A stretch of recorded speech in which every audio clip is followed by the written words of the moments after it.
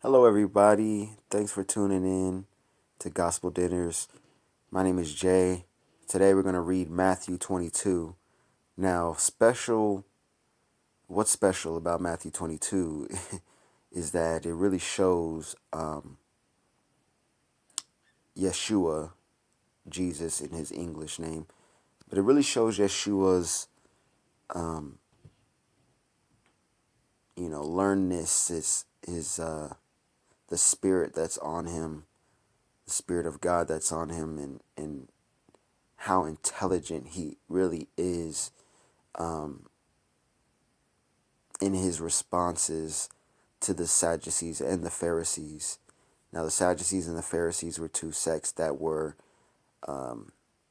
at the top when it comes to Judaism in Israel, in Jerusalem at the time. And they're coming to Yeshua, trying to make him stumble in his thoughts and his theology. So they come to him and they ask him questions, and we're going to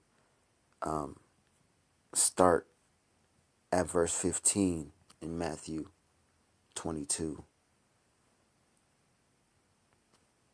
And we read verse 15. Then the Pharisees went and plotted how to trap him in his words.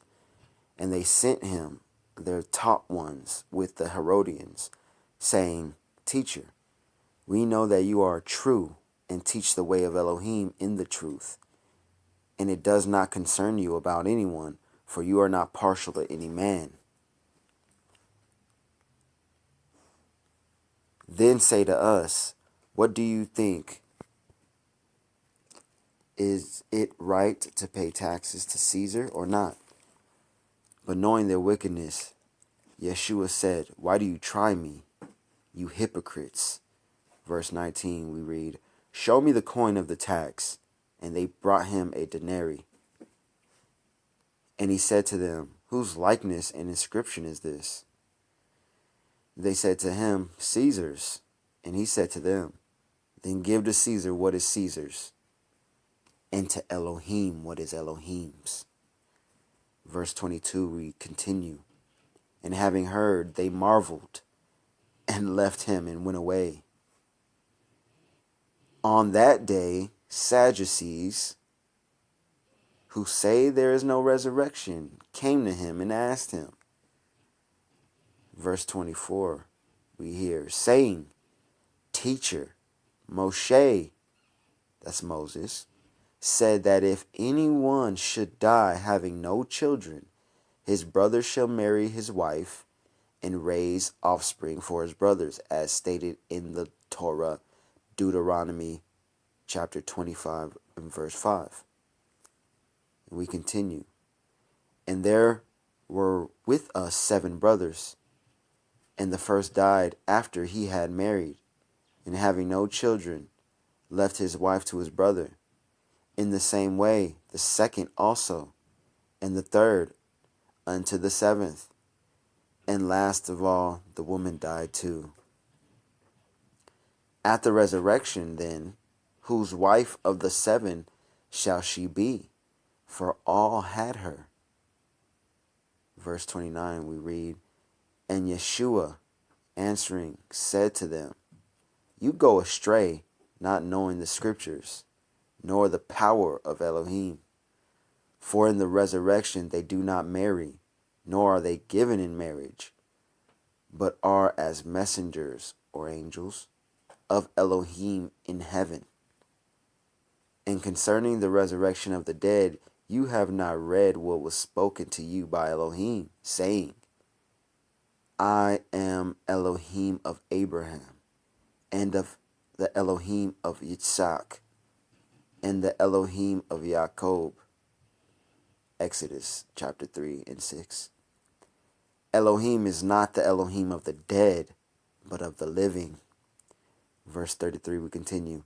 And when the crowds heard, they were astonished at his teaching. But the Pharisees, having heard that he had silenced the Sadducees, were gathered together. And one of them one learned in Torah, did question, trying him and saying, verse 36 we read, Teacher, which is the great command in the Torah? And Yeshua said to him, You shall love Yahweh your Elohim with all your heart, with all your being, and with all your mind. The Torah, Deuteronomy chapter 6, verse 5.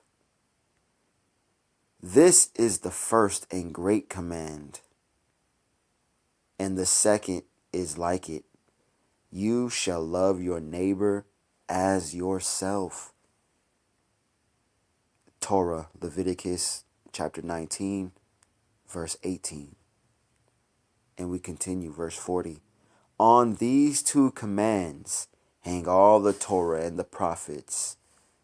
And when the Pharisees were gathered together, Yeshua asked them, saying, What do you think concerning the Messiah?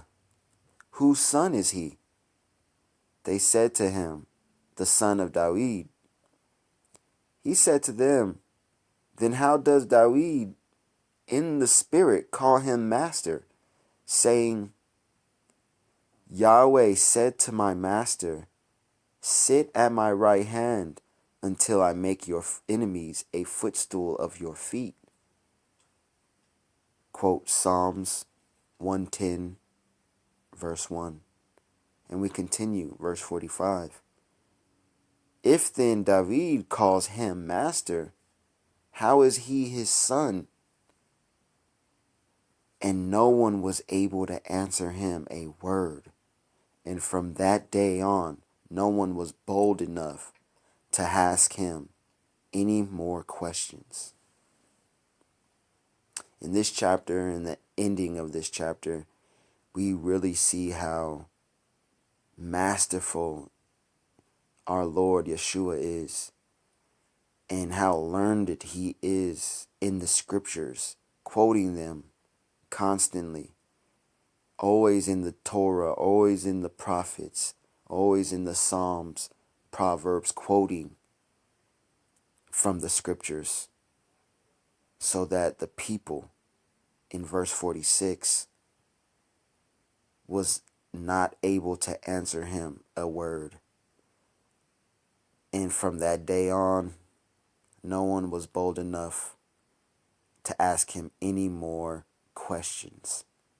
You know why? Because they knew in their mind, in their hearts, in their spirit, they knew Yeshua was sent from Elohim. Well, thank you for tuning in again. Shalom and Yah bless.